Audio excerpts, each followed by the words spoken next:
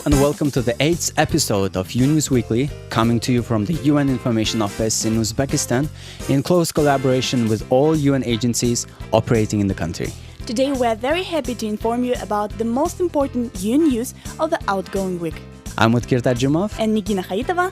Welcome to the show. Welcome. Coming to you in this program, the United Nations General Assembly in 2010 recognized the 21st of March as the International Day of Nowruz. It marks the new year and the arrival of spring across many countries. Grand celebrations of the Nowruz holiday were held at Alisher Navai National Park of Uzbekistan in Tashkent on the 19th of March 2013. World Tuberculosis Day is a worldwide event that aims to raise public awareness of tuberculosis and the efforts made to prevent and treat this disease. This event is held annually on the 24th of March. The UNDP UN Volunteers Project empowering communities through local volunteerism to address poverty and tuberculosis in Karakalpakstan, Uzbekistan, was the first in Uzbekistan and somewhat unique around the world in the fight against tuberculosis. Since 2006, mobilized thousands of community volunteers in Karakalpakstan to go around their local communities. The rise of the South is unprecedented in its speed and scale. The 2013 Human Development Report says, "Never in history have the living conditions and prospects of so many people changed so dramatically and so fast."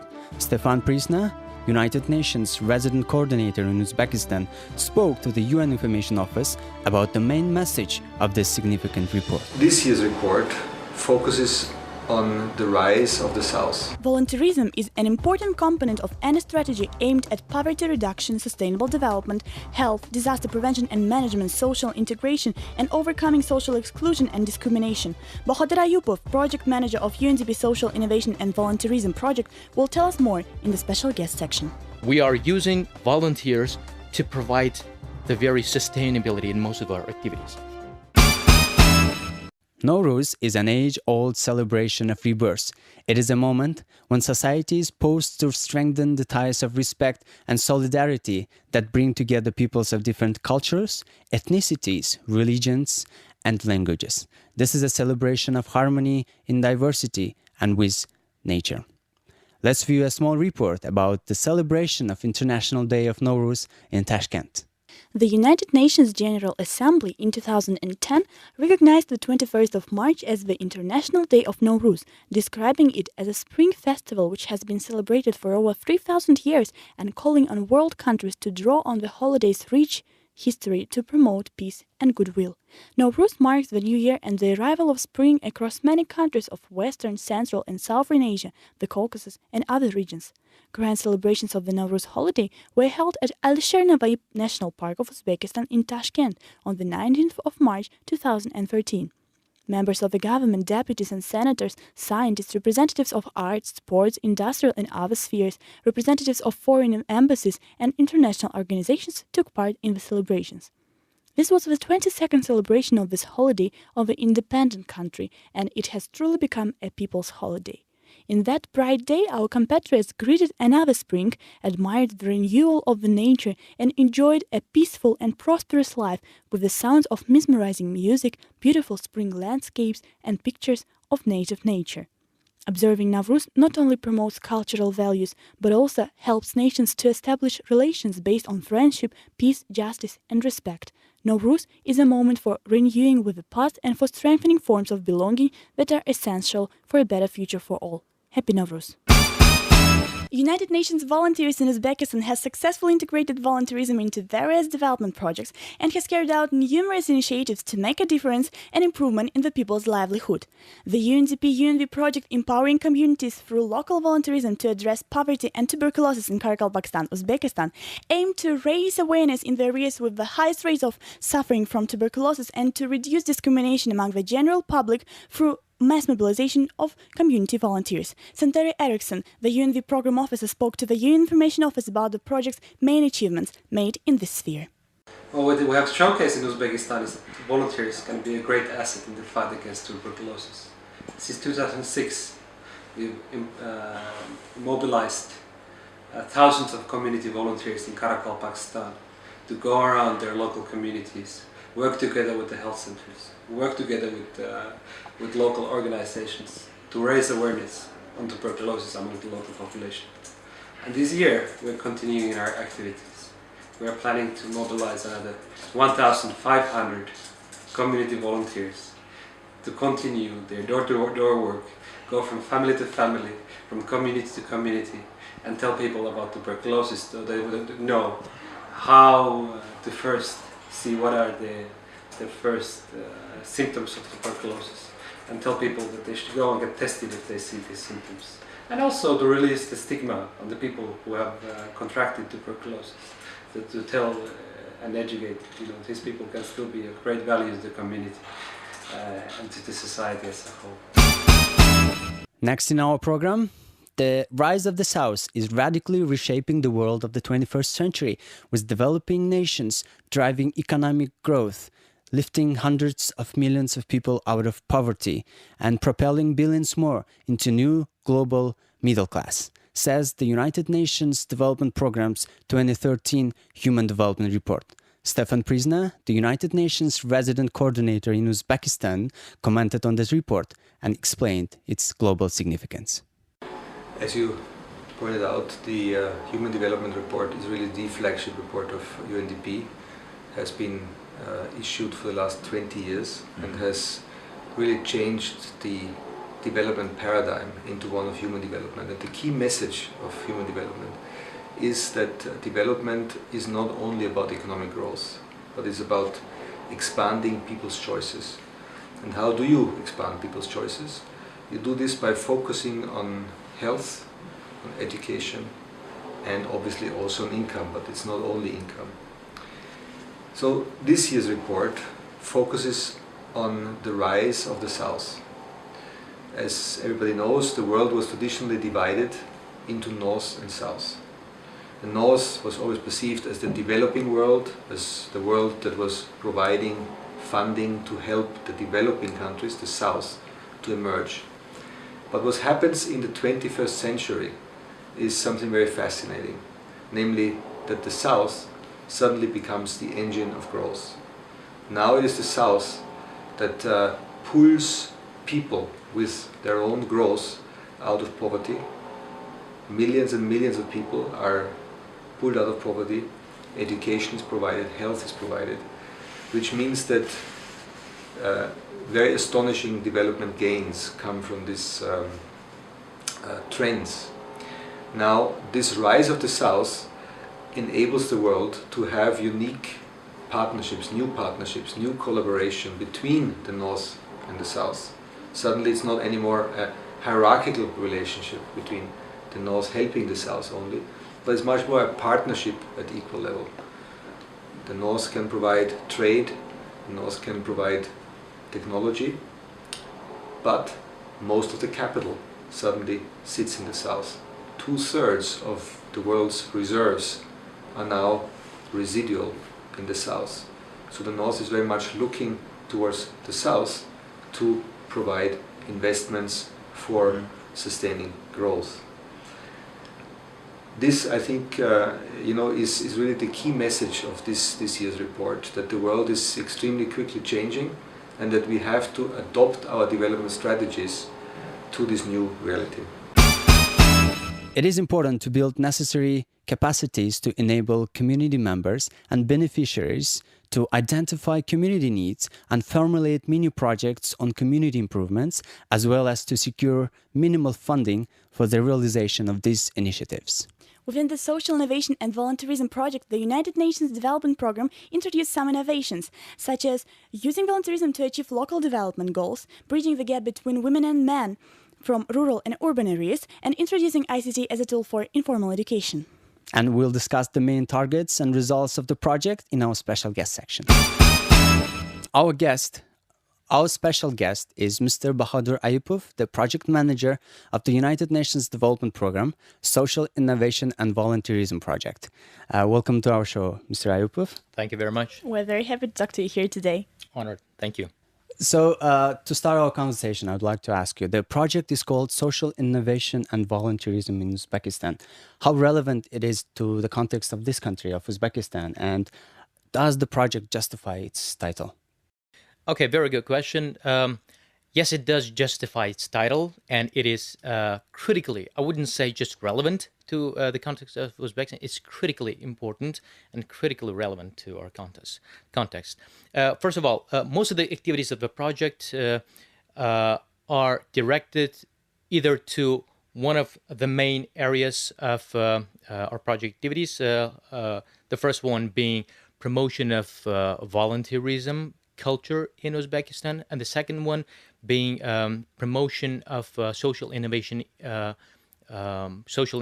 initiatives, as well as the concept, promotion of the concept of social innovation. And because of the youth bulge that we observe in Uzbekistan, engaging youth and guiding them in the right direction is critical. So, and so is promotion of social innovation, especially among youth, because majority of our youth is quite intelligent, and it is absolutely critical to use this potential that they have for their own benefit, for the benefit of the society. Ever since the project has been launched, we're starting to hear more and more about social innovation. Is there an easy way of explaining what is social innovation for those who have never come across with this concept before? To me, a definition of a social innovation should and must contain a very important element, and it's sustainability. I'm looking for a system, not just a project. I'm looking for an establishment of a system in the project. So if a certain activity will not exist and will not have a chance to continue on its own without the initiator or the organizer, then I don't call it social innovation. And because we're coming back to the title of the project, because we are looking at social innovation and volunteerism, some people ask me, how is social innovation and volunteerism are linked to each other? And the answer lies here in the word sustainability, because we are using volunteers to provide the very sustainability in most of our activities. Just an example, we have launched a discussion club, which is becoming more and more popular now. And we gave the format, and we engaged the volunteers. And now it is the volunteers themselves that are starting to organize and hold the discussion club. So this is just one example of the sustainability that we're looking for in most of our activities. The easy way of explaining is just reading through social innovation project examples. One example, taxi for disabled people, for example. Just now when I was driving here, I came across with this taxi driver. I heard about him before, but I stopped at his friends and asked for the contact number and I actually called and talked to him. This is a disabled person that drives a taxi. He doesn't use his legs because he is disabled. He drives, using his hands. And the taxi has been tailored for his special needs. Thank you. It's a very comprehensive way of explaining the main activities of the project. And to follow up on this, and as far as I know, the Social Innovation and Volunteerism Project was established in 2012, and this is quite short period of time. And the public is already aware of the fact that your project works actively in close cooperation with the youth and national partners. So for this short period of time, what are the achievements of the project and the success that it has achieved so far? We have quite some achievements that we can boast. For example, regional tourism promotion contest that we have been running since last year. We have gathered a lot of applications, and those applications propose projects aimed at promoting their regions, especially under-promoted regions, through social network. So we have shortlisted about 38 of them, and we will now equip them with a notebook, free internet, and photo camera for them to implement their projects. We have also engaged two professionals to mentor them throughout the 6 month of their project implementation. So this is one event that we will be holding next week. And the second one is also a very important one. We have been working on social innovation with Vienna University of Business and Entrepreneurship. So we have invited two professors to hold a training on social innovation for a group of youth that we will then be using as a pool of experts. The seed, sort of a seed experts to help us promote social innovation and practice of it further. So we have high stakes on this training, so this is the second one that we will be holding. We have also engaged some famous and quite experienced entrepreneurs to evaluate the ideas, social innovation project ideas of the project participants. So we'll see what we will come up with. And the third one that we will be holding next week also, the first debate training and the first tournament. We are supporting the Westminster debating community to hold this training because it is one of our major targets for this and next year to promote, to support and promote the culture of debating, and we will be looking at disseminating the best practice of launching discussion in debate clubs. Mr. Ayup, you mentioned about the contest of promoting the regions, and as you said, there were 38 people selected to the next stage of the contest. So I believe the public would be interested to find out the answer to the question: is it a one-time project, or will it have long-term impact? Will it happen next year, or what is it? Yes, it has a future, and I'm sure that similar contests will be run not only by UNDP projects, but also by other youth organizations, supported by the government. You have just told us about a number of planned initiatives for this year, and I would like to ask you, which one of them do you have the highest stakes on? Okay. Well, I am looking at implementation of all of our activities, all of our planned activities with the same level of excitement. But considering the main goal of our project, I am looking at two particular activities with a particular interest. The first one being establishment and launch of the Social Innovation Lab. This will be a place where social innovation projects are born. This will be a place where private sector and state sector will be able to gain insights about social innovation projects and actually use this place to develop social innovation projects. This will be a place where social innovation projects are supported. This will be a place where all the necessary links and cooperation opportunities are established for these social innovation projects. And the second one being promotion of volunteerism. Mm-hmm. We have a plan of developing two major documents. One is Code of Conduct of Volunteers.